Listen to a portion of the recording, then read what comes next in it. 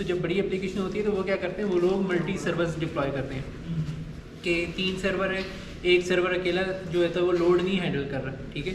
तो उस केस में क्या होता है, उस केस में होता ये है कि क्योंकि अब 3 सर्वर हैं तो हम अपनी जो डोमेन्स होती है वो पॉइंट कर सकते हैं, मोस्टली हम डोमेन पॉइंट करते हैं आईपीज़ के थ्रू, ठीक है। इसके ऊपर हम कभी सेशन रखेंगे, मतलब मैं भी जनरल ओवरव्यू दे रहा हूँ, ठीक है। तो जब 3 सर्वर होंगे तो आपको एक मैकेनिज्म डिफाइन करना पड़ता है कि मेरी रिक्वेस्ट किस तरह जानी है, किसको जानी है, ठीक है।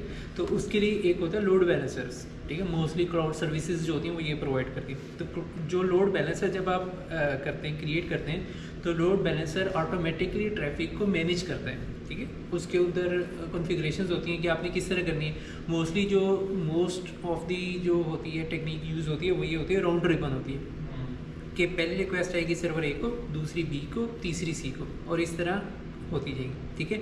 लेकिन अब जैसे कुछ एप्लीकेशंस होती हैं जिसमें ना जैसे ये सेशंस हम करवा रहे हैं, सेव करवाने हैं, ठीक है।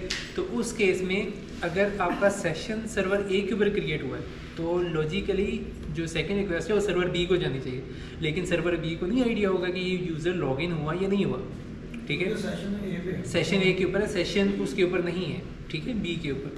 तो उस केस में क्या होता है, उस केस में हम करते ये हैं कि लोड बैलेंसर की एक कॉन्फ़िगरेशन होती है जिसको स्टिकी सेशन बोलते हैं। वो एक बिट होती है जो हम इनेबल करते हैं। बिट इनेबल करने से ये होता है कि जब आप बिट इनेबल करते हैं तो लोड बैलेंसर मेक श्योर करता है कि आपकी जितनी भी रिक्वेस्ट हैं, जब तक आप लॉगिन होंगे या जब तक आपका सेशन एक्सपायर नहीं होता, वो जिस सर्वर के साथ उसने पहली रिक्वेस्ट भेजी है, आपकी सारी कम्युनिकेशन उसी सर्वर को जाएगी, ठीक है। नो मैटर उसके ऊपर कितना लोड है, जो भी है, whatever the scene is, ठीक है। लेकिन आपको वो दूसरे सर्वर्स के ऊपर डायरेक्ट नहीं करेगा या राउट नहीं करेगा।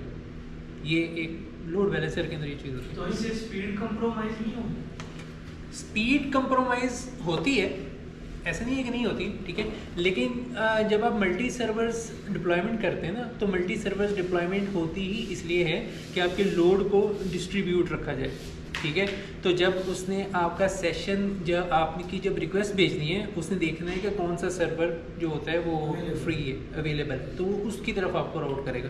तो जब आपको राउट कर देगा, तो जब उसके पास नेक्स्ट राउट आएगा तो पहले देखेगा कि इसके ऊपर एक सेशन बना हुआ है ऑलरेडी, तो मैंने यहाँ नहीं करना, या मैंने इसको सर्वर बी के ऊपर राउट करनी है, सी के ऊपर। वैसे भी हमने लोड बैलेंसर के अंदर सर्वर की कैपेसिटी डिसाइड की होती है कि इस सर्वर को हमने इतनी दी हुई कैपेसिटी। अच्छा, वो जो चीज़ होती है वो होती है कॉन्फ़िगरेशंस, ठीक है। लोड बैलेंसर की कॉन्फ़िगरेशंस होती हैं कि आपने किस तरह करनी है, ठीक है। मतलब उसमें 3-4 होती हैं कॉन्फ़िगरेशन आती है। एक मैंने बताया कि राउंड रिबन होती है, ठीक है, कि वो राउंड में चलता जाता है, ठीक है, कि ए को या दूसरे बी को जाएगा, थर्ड सी को जाएगा, एक सर्कल चलेगा, ठीक है। एक होता है कि वो लोड बैलेंसर डिसाइड करता है कि कौन सा सर्वर इस टाइम के ऊपर फ्री है, ठीक है, कौन सा सर्वर सेशन सर्व कर रहा है, ट्रैफिक को सर्व कर रहा है, कौन सा सर्वर फ्री है। तो जो सर्वर फ्री होगा वो आपस में ना पिंग पोंग कर रहे होते हैं, ठीक है। तो जो सर्वर फ्री होगा फिर उसकी तरफ ट्रैफिक को राउट करेगा।